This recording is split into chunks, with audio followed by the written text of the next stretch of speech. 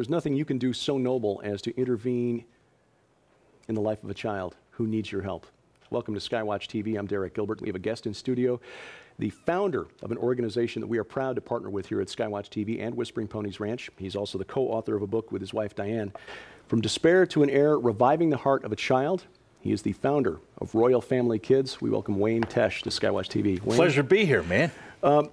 We talked a bit about Royal Family Kids, and over the year, or over the weeks and months, as developments have progressed at Whispering Ponies Ranch, what the plans are for 2017 there, and how kids in need, kids who are looking for the family that their natural parents have not provided, will be able to take advantage of the therapy animals at Whispering Ponies Ranch. Royal Family Kids, I mean, this is a big undertaking. What was it that led you to start Royal Family Kids?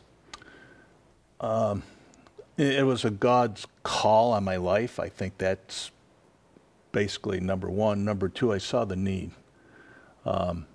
Children who have been thrown up against walls, locked in closets, children who hide under their beds in fear and whose nightmares are real. Children who have been beaten with 2x4s, whipped with bicycle chains, and burned with cigarette butts. I saw them. I'll never forget the first bus ride with the children around me, and I'm going up the mountain and I'm looking around, and I saw children's arms that had been burned. I saw the scars on their faces. And I realized for the first time in my life I was surrounded with a dynamic of pain from children that I had never experienced before in my life. And it was in that moment, two boys were fighting, and I went up to them and I touched this one little boy, and this little boy looked up at me and his eyes flashed with anger, and he said, "You can hit me, you can beat me all you want, but nothing you'll do will ever hurt me." And I'm going, just stop fighting. You know, you don't need to do that. I mean, it was that. And I said, something is taking place here that I'm not aware of. There's some deep stuff that I was just clueless about. So when we started our first camp, we realized we had to just love unconditional and care deeply for the children, and we had to be good listeners. And we learned a lot from children. Have taught us a lot. That's I think an important aspect of this. I think most of us who have been blessed to be raised in stable homes, and have children of our own, can appreciate the importance of having a loving father, loving mother for children. And we often think of the children who are in foster care as orphans, you know, children who, whatever reason, have lost their parents. But a lot of the kids who are in social services and foster care are there because their natural parents have inflicted pain on them. And we don't, I'm speaking for myself here, never really stop to consider the cost to our society, the cost to these children. It's huge. Oh, well, children, yeah, but what they do later on, how much funding has taken place to deal with the abuse of what transpires in a child's life. I can talk about how bad it is, and it's bad, but I would rather tell the story of a little boy in Michigan that came running up to me and said, Pastor Tesch, me and Jesus have a lot in common. And I said, oh my goodness, I've never heard that. I've been involved in ministry for a long time. I've never heard anybody say that. Got down on one knee and I said, well, what is it that you have in common? He said, we both have foster dads by the name of Joseph. And I had never thought of that before. And then I started, that one statement got me to look in Scripture. How many heroes of the faith grew up in homes other than their own? I grew up in a home like yours, Derek, where I was loved, I was cherished, I was told I could do things. God was with me, and it was just incredible. My parents were married for 55 years. My in-laws were married for 62 years. My wife and I, we've been married 98 years, 49 for her and 49 for me. So we've been, but we grew up in this home. And when I realized that the church was missing it because a lot of children are growing up in homes without their moms and dads. And when I realized that, I said, we can do something about that. Let's mobilize the churches across America to make a difference in the lives of children. And it's been a life's work.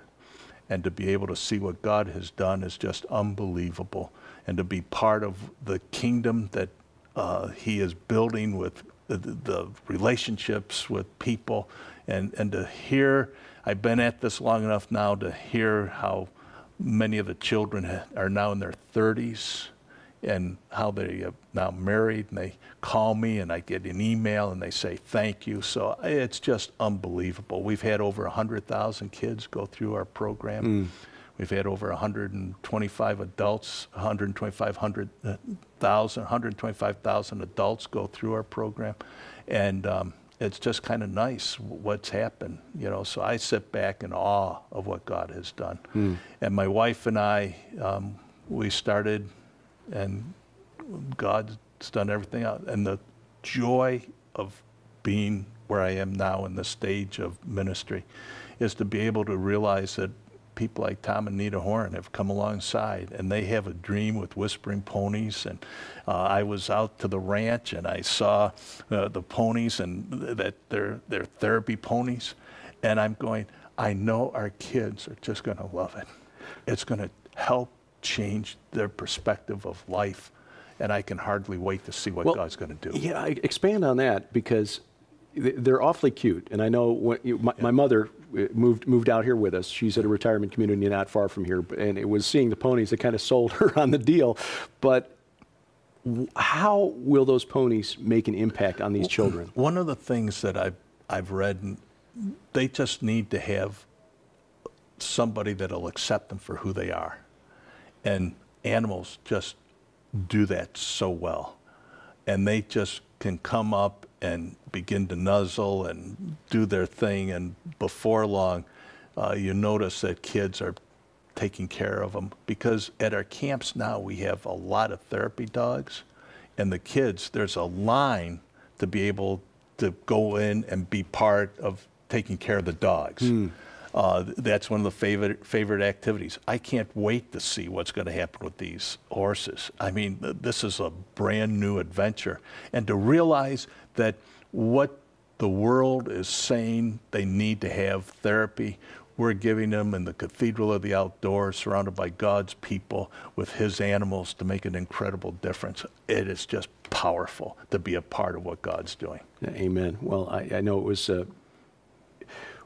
Sharon and I were attracted to come here to SkyWatchTV because we felt led that this is where our talents could be useful in a way that they were not necessarily being used previously. But it was when we learned that that was the ultimate goal, which Tom hadn't even shared with us at the time that they were making us. Well, he didn't share with us either till just a couple of months ago. We didn't know this was going on. This was just a God moment, man. When we connected, it was just unbelievable. Yeah. Well, that's how we feel about this too. So it is an honor to meet you and to learn about your organization and how it impacts children, because it's not my organization. Forgive me. And, right. And we're a steward of the dream. We're not the owners of the dream. Right. And we are a steward of what God has given to us, as Tom has been a steward of what God has given to him.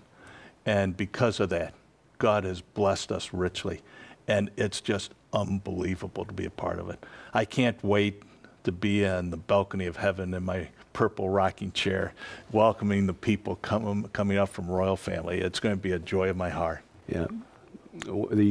In this life, one of my greatest joys is having lived long enough to hear our daughter say to me, "Dad, you're my hero." Yeah. And that's where you can be a hero to kids who need it. You know, God has blessed us with an abundance, and if we're doing it right, we're holding that abundance with open hands. Open hands. So that the Lord can take it and put it where it needs to go. Yeah. How do people get involved with Royal Family Kids? They can go on the website, rfk.org.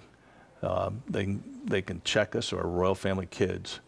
All I can say is that there's a map, and they can see where there's a camp close by, and they can check the local church that sponsors the camp and see if they would like to go through the interview process and be involved. That's one way personally. Another way is through giving to each local camp. That, you know, that's always nice.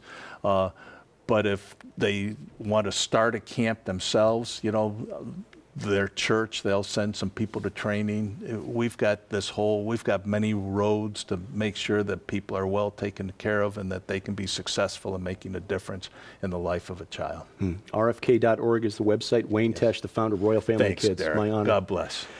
And we thank you for watching as we keep watch. I'm Derek Gilbert, and this is SkyWatch TV.